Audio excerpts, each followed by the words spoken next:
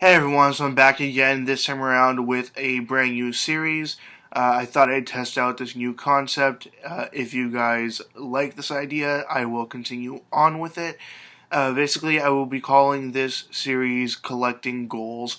In this series, I will be talking to you guys about certain items, either DVDs, anything else really that I collect and I display on my channel.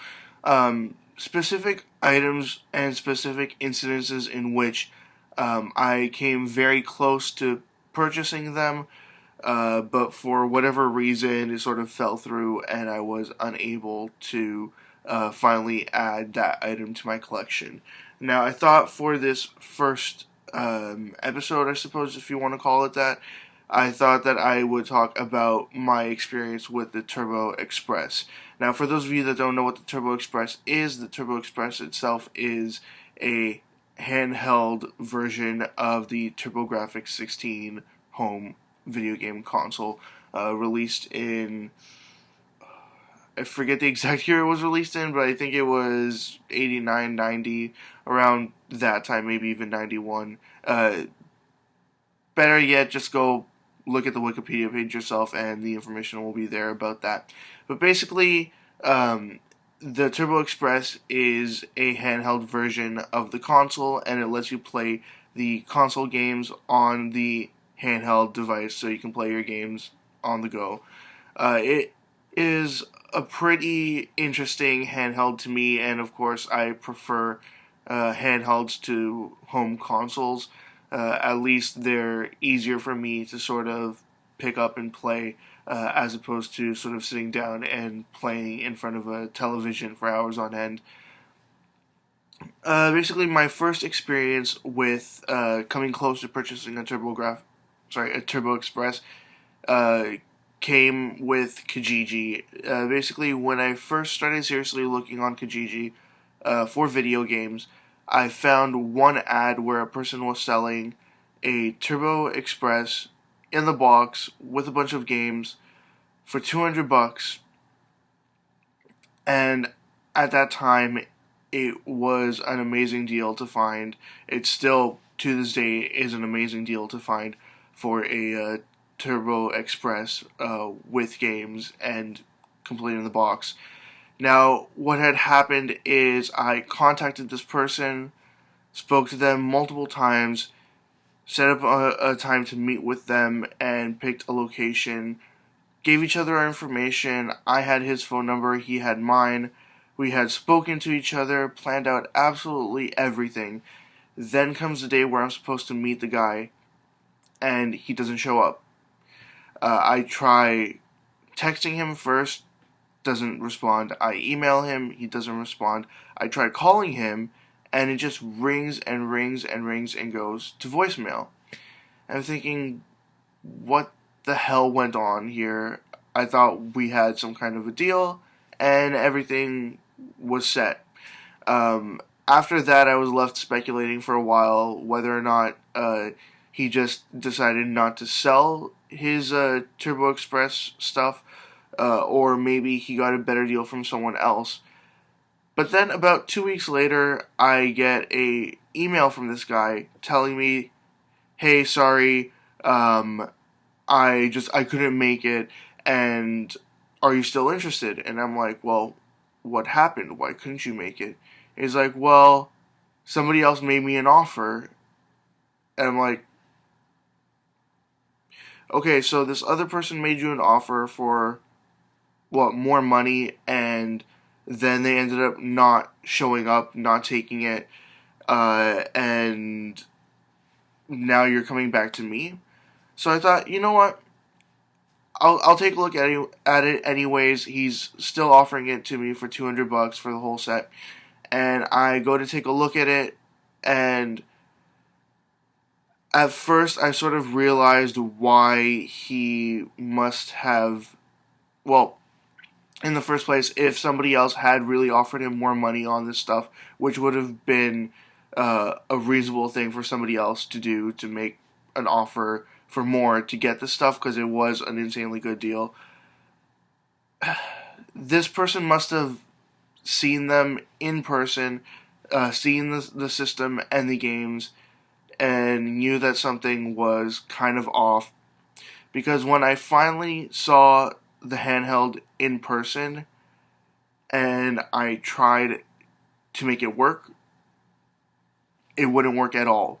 It didn't load any of the games. It didn't even turn on. I made sure that the batteries were brand new. I even brought batteries with me whenever I use anything, or sorry, whenever I'm going to purchase something that's battery operated. I make sure to bring batteries with me just in case this person decides not to bring batteries or whatever, just so that I know this item is going to work.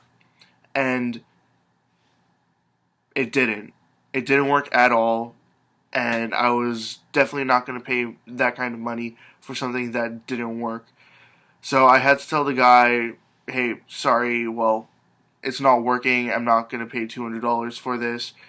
And then he was very adamant that I actually buy the stuff since I got him to come all the way over there where we met up. I'm like, you agreed to meet up in this place. You're the one who didn't show up initially and then asked me to come back again like 2 weeks later.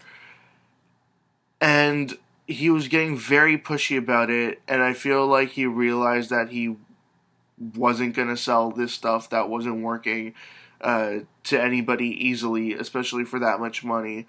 And it just got to be so pushy and so forceful that I just told the guy, sorry, I'm not buying this, and I had to leave. Now, fast forward to a few years later, I go to the store in downtown Toronto called Iceman Video Games, and I see that somebody had, at that point, recently traded in a TurboExpress. And of course, because I definitely want one and I want it in my collection so bad and I want to be able to use it, I ask, how much is it? And the guy at the store tells me the price, and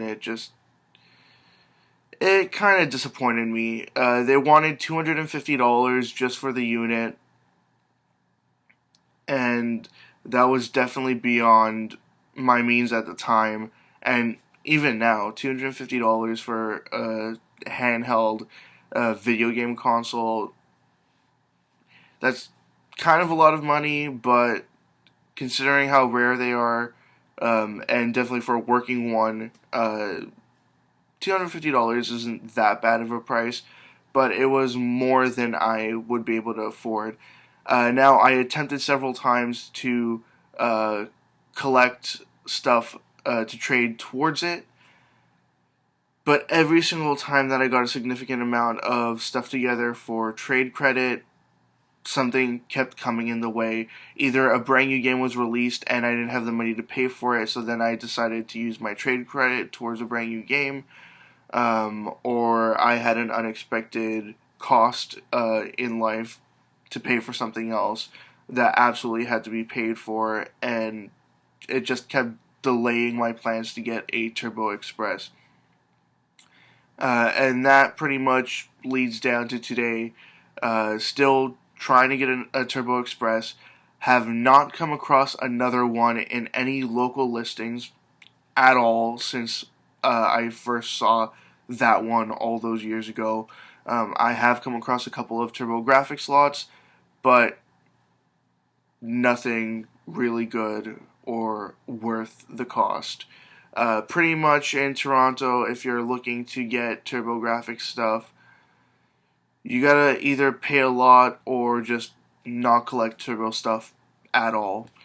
So basically, that's the end of it. I am still trying to get a TurboExpress.